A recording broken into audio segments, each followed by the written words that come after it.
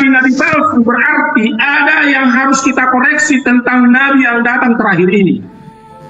Sebab tidak ada disebut di dalam Al-Quran Tuhan palsu. Yang ada di dalam Alkitab Tuhan palsu. Dan tidak ada di dalam Alkitab disebut Tuhan palsu. Yang ada adalah nabi palsu. Saya mempertanyakan pernyataan Alkitab bahwa kalau disebut nabi-nabi palsu, pertanyaannya apakah nabi-nabi yang datang ini adalah nabi palsu? Sebab bukan dikatakan Tuhan palsu, tetapi nabi palsu. Nah, mengingat di dalam Alkitab kami tidak ada nabi yang mengatasnamakan Nabi Muhammad, maka kami yang katakan bahwa nabi yang atas nama Muhammad yang tidak ada di dalam Alkitab kami adalah nabi palsu. Sebab itu tidak ada di dalam Alkitab kami. Jadi kalau kalian menganggap itu nabi kalian, silakan, saya terima.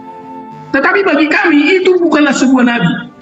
Nah, jadi pertanyaannya, yang mana yang menyesatkan? Nah, itu pertama. Kedua, kalau tadi disebut bahwa kalau di dalam Yohanes pasal 17 ayat yang ke-8 dikatakan bahwa firman yang engkau sampaikan kepadaku telah kusampaikan kepada mereka, ya, maka jawabannya adalah ayat yang ke-6, ayat yang ke-5, ayat yang ke-sebelumnya. Aku telah menyatakan namamu, ya, di dalam ayat 6, kepada semua orang yang engkau berikan kepadaku dari dunia ini. Mereka itu milikmu dan engkau telah memberikan mereka kepadaku dan mereka telah menuruti firman.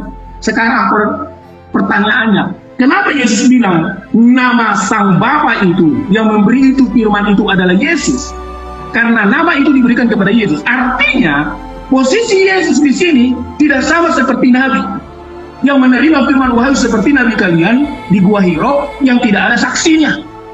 Tetapi dikatakan di sini bahwa Yesus satu dengan Allah di dalam Yohanes pasal 10 ayat 38. Dia adalah logos itu yang adalah Allah. Bahkan dikatakan di dalam Yohanes pasal 1 ayat yang ke-14, firman itulah yang telah menjadi manusia, diam di antara kita. Dan firman yang ada di dalam diri Yesus ini, itulah yang langsung berkata-kata. Tidak ada di dalam kitab kami, Yesus mendengar suara dari surga berfirman kepada dia, lalu disuruh untuk disampaikan kepada orang lain. Tidak.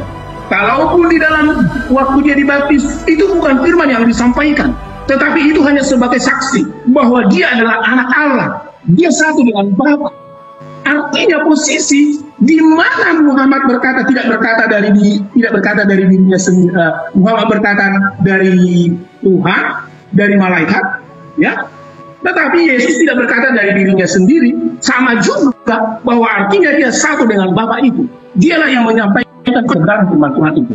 Nah, kalau Nabi ini bukanlah Nabi dalam Alkitab kami dan kami tidak kenal ini siapa Nabi, maka bagi kami seperti yang Juma bacakan tadi di dalam Alkitab kami ada nabi-nabi palsu, maka tentu jika ada nabi di luar Alkitab kami mengklaim itu adalah nabi palsu. Waspadalah kalian, jangan sampai logika kalian disalahkan. Berkata bahwa ada yang mengatakan iman dan akal, tapi tidak berdasarkan waktu habis. Oke, baik. Jadi gini, Pak Preming, tadi di awal saya ingin membantu Anda supaya Anda itu kembali waras. Saya bertanya tentang kedudukan akal dan iman. Yang Anda uraikan ini adalah membantah data yang ada dalam kitab Anda dengan iman. Anda mengungkap dua hal. Yang pertama adalah Tuhan palsu. Yang kedua adalah nabi palsu. Baik, saya bantu Anda untuk menguraikan. Di dalam Yesaya 43 nomor 10, Tuhan mengangkat saksi-saksi. Tuhan pencipta langit dan bumi mengangkat saksi-saksi. Apa yang dikatakan oleh Tuhan di sana? Engkaulah saksi-saksiku, tidak ada Tuhan yang dibentuk, yang dibikin, yang dituangkan, yang disamaratakan, yang disetarakan, yang dijelmakan, yang diinkarnasikan sebelum aku, dan tidak ada Tuhan yang dibentuk setelahku.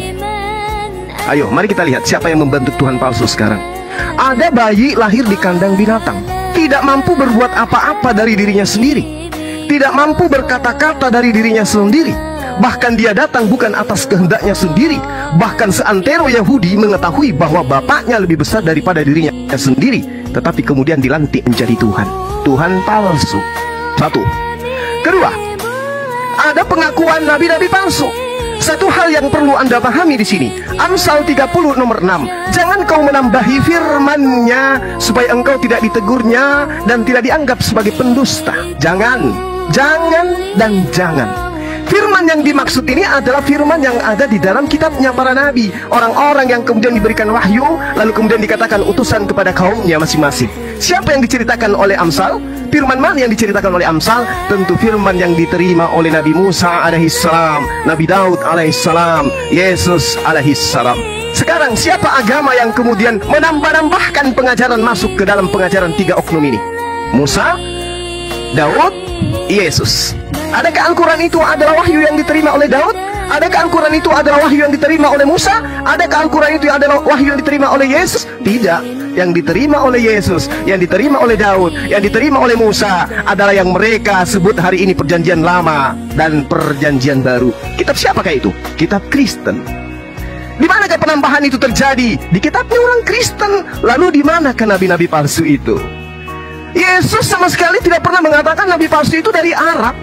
Yesus tidak pernah mengatakan nabi palsu itu dari luar Bani Israel. Yesus mengatakan nabi-nabi palsu itu berasal dari tengah-tengah kita. Dia orang Farisi, dia dari keturunan Benyamin, dia ahli kitab. Al-Quran bukan buatan ahli kitab, Al-Quran bukan buatan oleh orang Farisi, Al-Quran bukan buatan orang-orang yang berasal dari keturunan Benyamin. Bagaimana dengan kitab saudara? Ayo, akalnya diketuk sedikit supaya berfungsi. Kitab saudara itu buatan ahli kitab, buatan orang Farisi, buatan keturunan Benyamin. Jadi Tuhan palsu, nabi palsu, semuanya ada di dalam diri Anda. Ingat, Saulus itu adalah nabi. Tertulis di mana? Kisah Para Pewarta nomor 13 nomor 1. Di Antioquia ada beberapa nabi. Di antaranya adalah Saulus, sang pendiri agama Kristen yang melantik manusia anak Maria menjadi Tuhan. Jangan ada ilah lain di hadapanku. Hari ini Kristen membuat ilah lain dari bentukan burung merpati dan juga bentukan manusia. Ayo, dudukkan akal Anda supaya Anda bisa sadar. Silakan.